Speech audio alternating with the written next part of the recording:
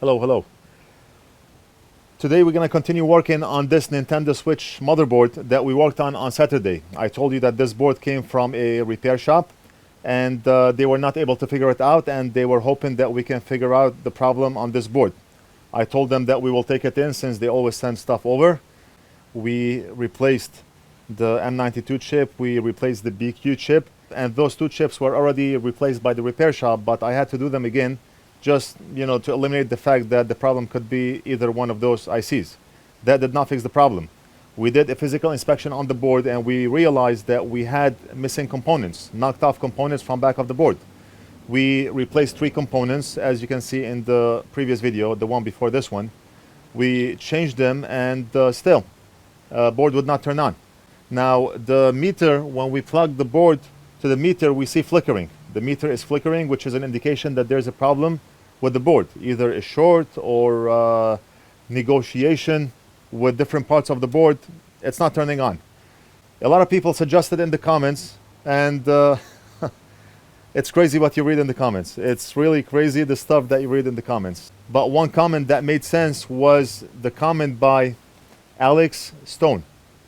It's the first comment on the previous video, the one before this one. And let's go to it. You have a missing component on minute 6:21 next to the 8 gold plated pins. And Alex is right. When I clicked on the 6:21 seconds of the video, I did see a missing component that I missed.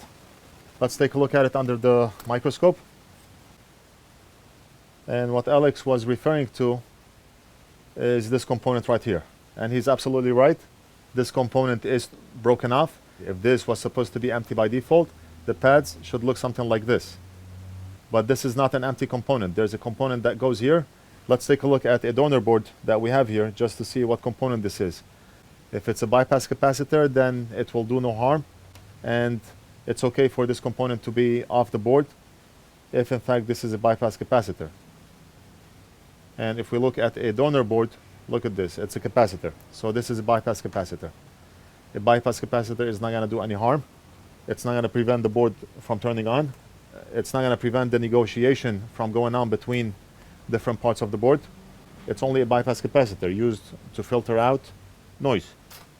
This broken component is not the problem, and it will not affect the game console or the board in any way, shape, or form. I'll change it. I'll put this one back, but that's not the problem right now.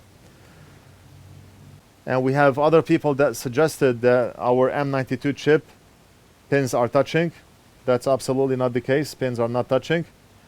And we have other people that suggested that we have a missing component in areas where really we do not have any missing components. And others suggested that we have a hole on one of the capacitors. I never seen a hole on a capacitor in my life. A capacitor can short, but it does not open. And other people suggested that we reflow some of the BGA chips next to the capacitors that we changed. And the list goes on and on and on and on and on. People with knowledge and people without knowledge are just posting whatever comes to mind. They are posting in the comments. I really love it when people post something that makes sense. And one person suggested that why didn't we check the board under a thermal cam? There's no single capacitor on the board that has a short on it. A thermal cam is not going to do us any good. There's no short on the board. There's no need to use a thermal cam. We have to be smart on when to use the thermal cam. We do not just pull it out every time we feel like it. Although you can, it's not going to hurt. But in my case, I did not see a reason to use it. And I'm just reading some of the comments. One of the comments suggested that we have a missing resistor and it's really a capacitor. The first comment is from Alex Stone, and this is the component that we just went over, the knocked off component. It's a bypass capacitor. And I was really hoping that this is a diode or resistor or filter. It would affect the circuit in one way or the other, but a bypass capacitor is not going to be the cause of our problem. Let's go over some of the comments. Send 5 volts to charging line. We do not have to. If it's not the BQ chip or the T92 chip, chances are it's something much bigger. I see a missing component. This is the same one we went over. Look at the flare cam, no need. Do not quit on the device. I'm not. That's why I'm back at it today. Missing components wouldn't usually cause a short to the point where it flickers. I agree. Unless the missing component is possibly a diode or an important filter. But for the most part, that's absolutely true. Voltage injection, I do not see a need for voltage injection here. Which multimeter you use? It's the Flux 87V. And one comment here, you have a bridge, 1503. We do not have any bridges. I'm just wondering if the IC above the improperly placed capacitor was damaged. How would you know it's damaged? I wonder if any of the ICs on the board are damaged. More missing caps. We do not have any more missing caps. Misplaced component was little misplaced again during heating up. That's not the case. Water damage on the cap. Great, now we have a liquid damage board. We do not. Check if the caps are shorted where the components are knocked off. I checked every cap on the board. We do not have a short anywhere. Crazy repair. Absolutely. Merry Christmas. Happy New Year. Same to you and everyone. Just buy a new one. That's not why the board is being fixed. Customer probably has hours and hours on this switch and he wants it fixed. It's not always the solution to buy a new one. Flickering means that there's a big short. Not really. Short could cause flickering, but in our case, it's not a short. You have a missing component with the bigger chip. We have no missing components on the board. And the list just goes on and on and on and on and on. A lot of comments. Check the USB port. I already did. Port looks clean from the inside out. And there's no reason to believe that the USB-C port is what's causing the problem. 18 minutes, but no troubleshooting. You have to be smart when you do repairs. You don't always have to troubleshoot. Sometimes you can just figure things out without having to troubleshoot, and this only comes with experience. If you're a noob, just feel free to troubleshoot as much as you want. But right now, the BQ chip and the M92 chip are the ones that should be causing this problem.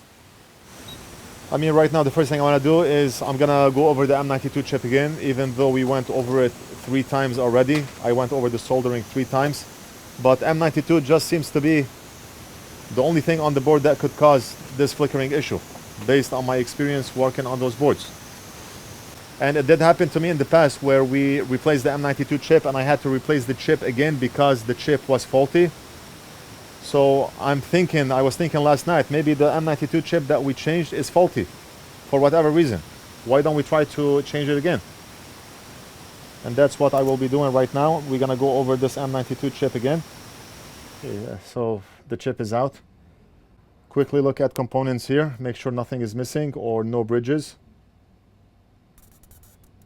Nothing is missing from this area of the board. Okay, everything is good.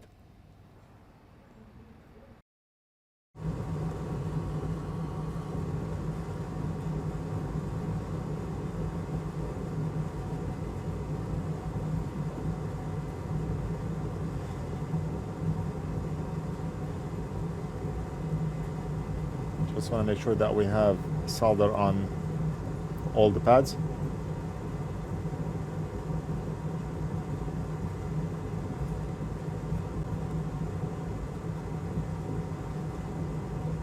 Okay, that should be enough.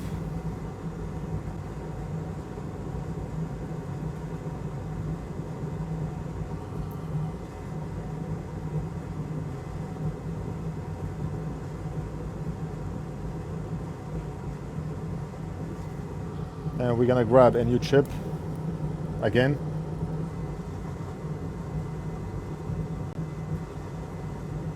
That's a brand new chip, just like the first one that we put on there.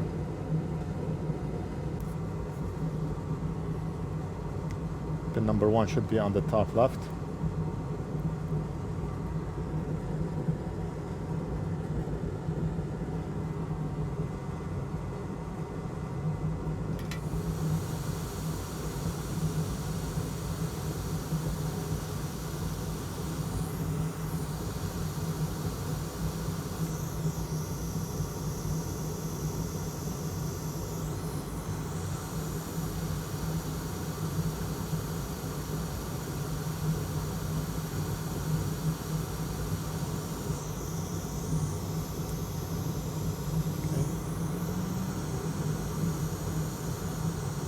We have a bridge here. Okay, and let's remove excess solder and go over this one more time. And we should be all good after that.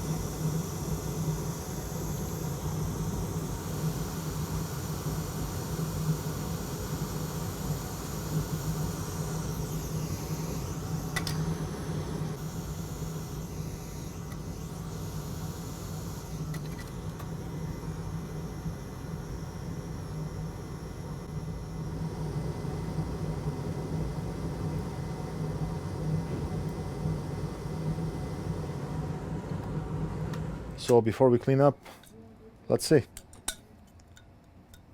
Are we gonna have any luck with this board?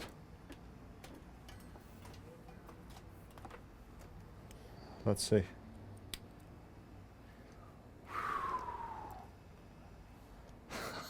It's working. It's working. What? It's working. Wow. Wow, wow. Let me plug the battery. Wow, can you believe that? The customer replaced the M92 chip. I replaced the M92 chip. And I went over the soldering more than a couple of times. And still had flickering issues. Today we replaced the M92 chip again. And now it's turning on. What the? Plug the cable in with the battery. Yeah, look at that. Currently the ammeter is reading 15 volts at 0.23. 0.23. Awesome, amazing. Meter is no longer flickering and it's charging normally. Take 2 was successful and we were able to get this board to work, but not because of other things on the board, but because of that very same chip that we changed last time. I'm gonna ask Big Boss to reassemble the console. And I want to see it working on screen. It's charging, which is a very good indication that the console is working. It was not doing that when it first came in. So hopefully nothing else is wrong with this motherboard. And before I give it to Big Boss, let me just clean up quick, because I'm not going to have a chance to go over this chip again once it's assembled.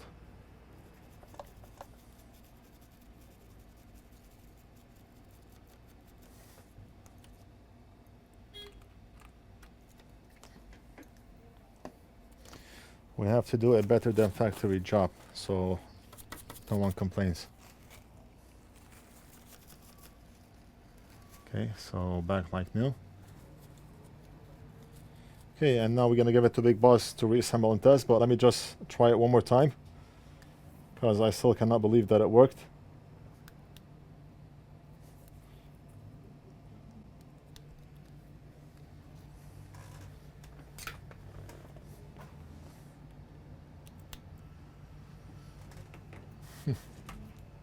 Right there.